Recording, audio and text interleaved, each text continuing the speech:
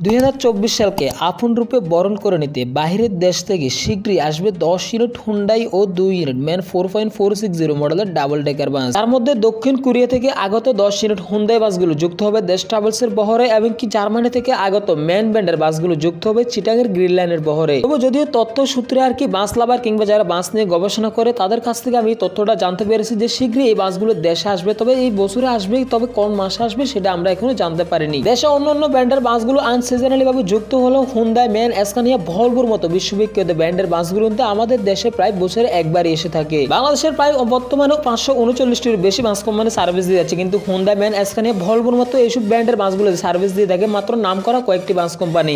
উদাহরণস্বরূপ হানি ব্যান্ডের বাস, শ্যামলী পরিবহন, দেশ ট্রাভেল, চিটাগের গ্রিনল্যান্ড পরিবহন সহ আরো সুনামধন্য কয়েকটি বাস কোম্পানি রয়েছে যারা কিনা বাইরের দেশ থেকে বাস কিনে এনে আমাদের দেশে সার্ভিস দিয়ে থাকে।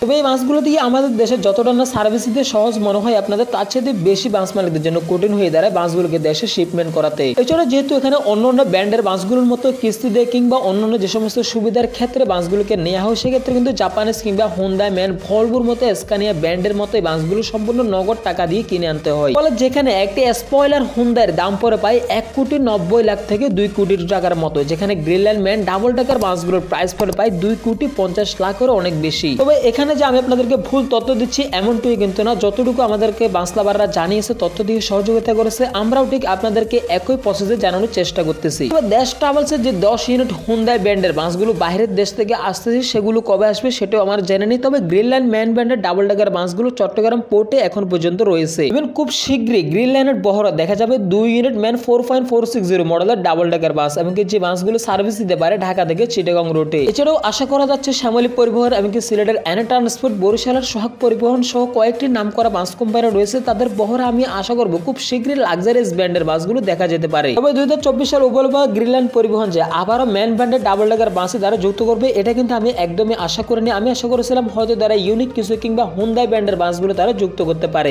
শুধু গ্রিনল্যান্ড পরিবহনে একটা জিনিস আমি লক্ষ্য করলাম, যারা যে ব্র্যান্ডের বাসগুলো দিয়ে সার্ভিস দিচ্ছে তারা শুধুমাত্র ওই ব্র্যান্ডের বাসগুলো দিয়ে যাচ্ছে, যেখানে পরিবহন সেক্টর নতুনত্ব কিংবা ইউনিক কিছু আইডিয়া রাখা দরকার সেটা আমি মনে করি। তবে এটা কি কারণে আদৌ বাস মালিকটা করতে চাচ্ছে না সেটা আমার বুঝে আসে না। যেখানে হুন্ডাই ব্র্যান্ডের বাস কিনতে পারলে তারা কিন্তু ম্যান ব্র্যান্ডের ডাবল টাকার বাসও কিনতে পারবে। তারপর আশা করি যেখানে হুন্ডাই, ম্যান, স্কানিয়া, ভলভোর মতো এই 4টি বিশ্ববিখ্যাত লাক্সারিয়াস ব্র্যান্ডের বাসগুলোর প্রাইস মাত্র একটি থেকে আরেকটি 50 থেকে 60 লাখ টাকার ডিফারেন্স হয়ে থাকে। সাধারণত দেশ ট্রাভেলসের বহরে থাকা হুন্ডাই ব্র্যান্ডের বাসগুলোর দাম পড়ে পায় 2 কোটি টাকার মতো, এমনকি গ্রিনল্যান্ডের বহরে থাকা ম্যান ব্র্যান্ডের ডাবল টাকার বাসগুলোর দাম পড়ে পায় 2,50,00,000 টাকা, এমনকি সোহাগ পরিবহনের স্কানিয়া ব্র্যান্ডের ডাবল টাকার বাসগুলোর দাম পড়ে 3,50,00,000 টাকার মতো। যেখানে হুন্ডাই একটি কোরিয়ান ব্র্যান্ড, এমনকি স্কানিয়া হচ্ছে সুইডিশ ব্র্যান্ড, এছাড়াও ম্যান ব্র্যান্ডের বাসগুলো নিয়ে আসা হয় সরাসরি জার্মান থেকে। তো আমি মনে করি আসলে বাস মালিকরা বাস কেনার জন্য যদি আগ্রহ দেখায়, তারা কিন্তু আসলে এই জায়গাটা থেকে এসে অনেকটাই বেশি সমস্যা ফেস করতে হয়, কারণ সব দেশের সমস্যা এমনকি সব দেশের সিচুয়েশন কিন্তু সবসময় একই থাকে না, কারণ সব দেশের পরিস্থিতি কিন্তু সবসময় এক থাকে না, যার কারণে আর কি এই সমস্ত বাসগুলো ডিলারশিপ যারা রয়েছে আমাদের দেশে তারা কিন্তু এত সহজে বাইরের দেশ থেকে আমাদের দেশে বাসও সেল করতে পারে না। ফলে দেখা যাচ্ছে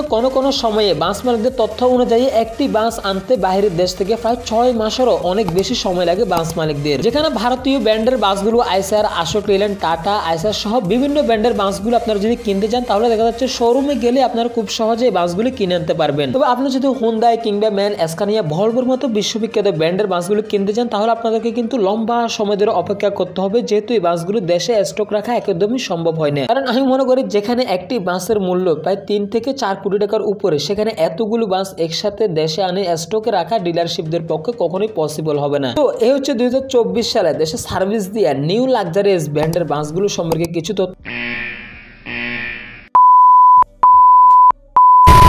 তো আপনারা তো অনেকেই বলেন যে ভাই আমি ভিডিওতে এসে গালিগালাজ কি জন্য করে, আসলে কিছু বস্তির পোলাপান কিংবা অমানুষ যারা জানোয়ারের মতো আচরণ করে ভিডিওর কমেন্ট বক্সে এসে, তাদের জন্য আসলে আমি ভিডিওতে গালিগালাজ করে থাকি। এবং একটু ভালো করে আপনারা লক্ষ্য করেন, এই মানচুত কিংবা খানকির পোলা এই কি জানে ভাই, আমি চ্যাটের ভালো জানে না, সে নাকি পরিবহন সেক্টর সম্পর্কে নাকি অনেক বেশি আমার কাছ থেকে নাকি আইডিয়া রাখে। তো এত যখন তুই চ্যাটের বাল আইডিয়া জানোস কিংবা ধারণা রাখোস, তাহলে তুই আসি ভিডিও বানা। তো আসলে ও আর কি ভিডিও বানাতে পারবে না, কিংবা ও মনে হয় মেবি আমার চ্যানেলে যেগুলো রোস্টিং ভিডিও আছে সে হয়তো ওগুলো দেখে নাই যে আমার মুখ আসলে আসলে খারাপ হলো কতটা খারাপ হতে পারে সে আসলে এটা জানে না। সেই জন্য তৃতীয় লঙ্গের গাঞ্জাখুর আসলে মাথা চুত হতে জানে না, যে হয়তো ভাবতেছে সে আর এস বাস্তবার বাসের রিভিউ করে এটা নিয়ে সেটা নিয়ে কথা বলে, সে আর কি আমার কি করবে। তো আসলে আমি যে কত নম্বর মাথা চোট সে হয়তো জানে না, কিংবা সে আমার পূর্বের হয়তো রোস্টিং ভিডিওগুলো দেখে না, দেখলে হয়তো আসলে এই কমেন্টস গুলো করার সাহস পাইতো না। যাই হোক, এই সমস্ত গ্রামের চাচাতো ভাইকে নিয়ে আমরা ভিডিওতে আলোচনা না করাটাই আমার পক্ষে হয়তো বেটার অপশন হবে। তো দেশের ট্রান্সপোর্ট রিলেটিভ যে কোনো তথ্য জানতে অবশ্যই আমাদের আর এস বাস্টার আবার চ্যানেলটি সাবস্ক্রাইব করে পাশে থাকবেন। আমি কি পাশাপাশি আজকের এই ভিডিও সম্পর্কে আপনাদের মতামত শেয়ার করতে পারেন আমাদের ভিউয়ার্সদের মাধ্যমে। দেখা হবে নেক্সটে